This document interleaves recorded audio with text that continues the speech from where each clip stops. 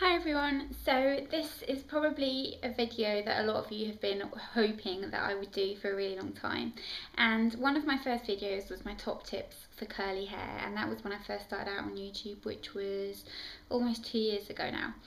So this is going to be an updated version of my top tips for curly hair, and I'm warning you, there will probably be quite a lot of the same tips that I mentioned in the old video, but some of them are new and it's just a kind of updated version of this video really, and I think my hair is quite different now to that video. It's a lot longer now too. So yeah, I'm just gonna kind of get started. So I know I've mentioned this in the previous video, but my number one tip is to never ever brush your hair when your hair is dry. Obviously all these kind of things that I'm saying are not absolute rules, because there isn't really any rules. It's all down to what works for you and what works for your hair type.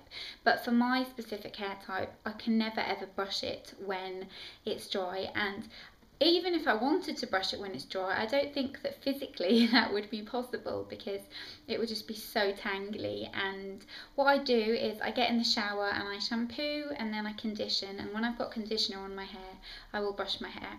Now I know a lot of people say, oh, it's really damaging to brush your hair when it's dry, when it's wet, sorry, and it can be really damaging, but the truth is I think it's more damaging for my hair to brush it when it's dry, because then it's so much more tangly and I'm just ripping the hair out. So I think it's better for me personally to do it when my hair is wet and saturated with conditioner, because the tangles just come out a lot easier, and I just think it's so much easier. And I absolutely still swear by the Tangle Teezer. I'm going to show you this from afar because mine's kind of dirty, but I still swear by the Tangle Teezer. Best hairbrush invention ever, perfect for travelling, just absolutely amazing hairbrush, and really kind of just non-damaging. It's the least damaging hairbrush I've ever used. My hair used to really kind of, it used to just come out in clumps, and it used to come out on my hairbrush a lot. Since I used this, it really hasn't, and it's really made a difference to how much hair I've got as well. I absolutely swear by this, it's amazing. Then the next one is in terms of cut. I have done a video about my kind of advice on how to cut curly hair, but I still think that a little bit of layering is important to have when you've got curly hair. Now my hair at the moment hasn't got very short layers, I've got really long layers, and obviously my hair is a lot longer. If you can kind of see, my hair's a lot longer and I haven't got many short layers around the crown, but that's just because I just wanted a change. And I know that when you've got curly hair it can kind of be a little bit depressing in a way sometimes, because you want to kind of try different things, and you know how like you've always seen those girls who have had long hair and then they've had a bob and then they've done this and then they've done that to it. When you've got curly hair you kind of feel like, oh, I can't do anything different to my hair, it's just always the same. And so just trying to kind of give it a little bit of an experiment with, in terms of your cut, but doing it in a kind of controlled manner, so not letting it get too out of hand is a really important thing to do, and just kind of having a little bit of an experiment but not too much. And I still kind of like the way my hair looks at the moment, but I will be getting kind of shorter layers cut back into, I think, at some point. Then another tip I've got, and this is related to a question that I had from someone this morning actually, is how often do you trim your ends? People say, you know, you need to trim your ends every few weeks, some people say once a month, some people say every 2 months. Basically you get told by hairdressers you need to trim your ends often. I completely disagree with that. I think it really does depend on your hair type, on how fast your hair grows, and on how damaged your hair is. My hair isn't damaged at all. My hair's not even dry these days. So I don't think that I need to keep cutting my ends when they're perfectly healthy, and I think that kind of for my hair the best time for me to cut my ends is probably every 4 to 5 months.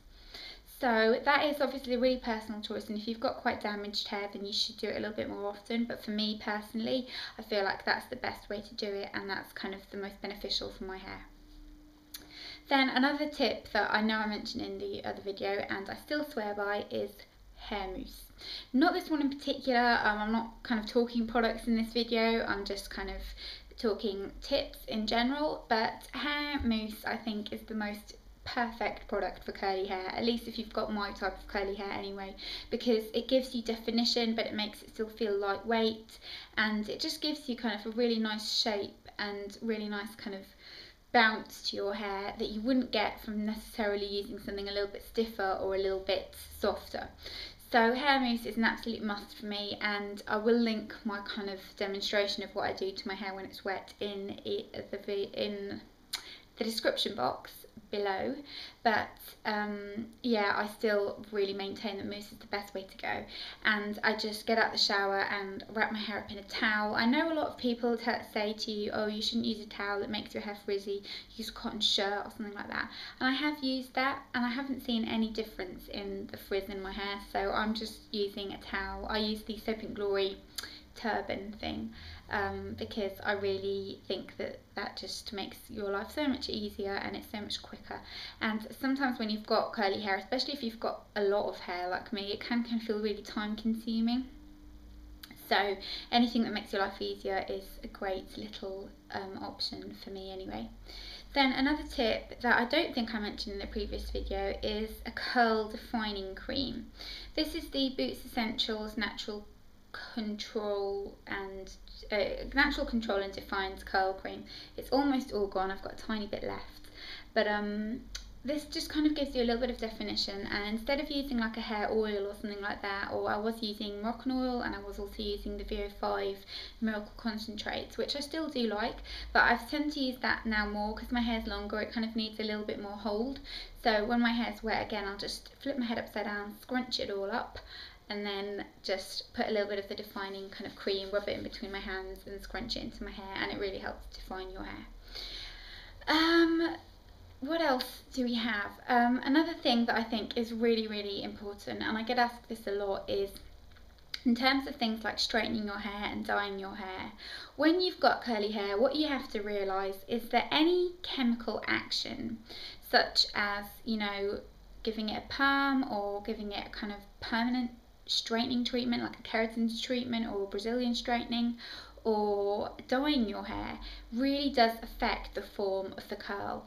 I haven't dyed my hair in over a year and a bit now, and I feel like my hair is so much healthier for it, and it does really change the form of the curl because you're using really harsh chemicals on it that can just make, you know, a nice kind of defined curl like that.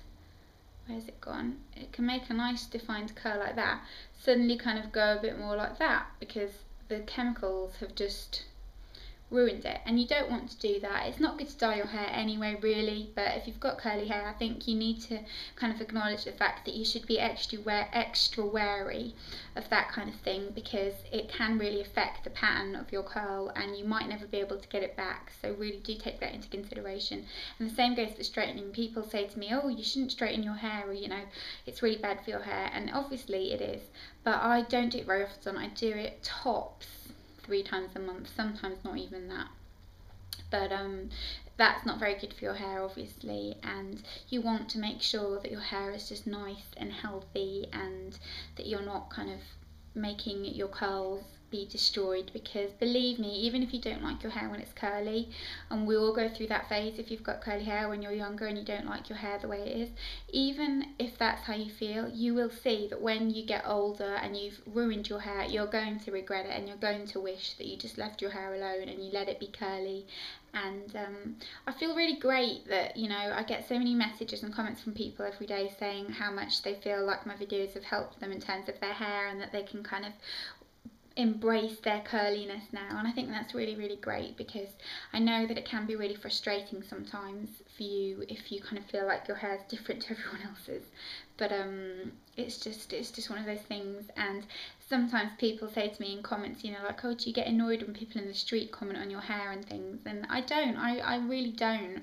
I went into a shop a few days ago, and it's a shop that I always go in, and then I went in there and the girl in the shop said to me, every time you come in here I think this and I want to ask you, but is your hair naturally like that, or have you had it permed? And I just laughed and I was like, no, it's naturally like that, but I don't mind that kind of thing. And I just, you know, curly hair is really special, and if you've got curly hair, then, you know, really do try and embrace it, because, you know, I'm not saying it's nicer than straight hair or anything like that. all, you know, all hair types are lovely, but I do think that you should definitely embrace your curly hair. So if you've got any tips or tricks or anything like that about curly hair that you would like to share with us, then definitely do so in the comments below, and I hope you'll have a great day, and I will see you soon. Bye bye.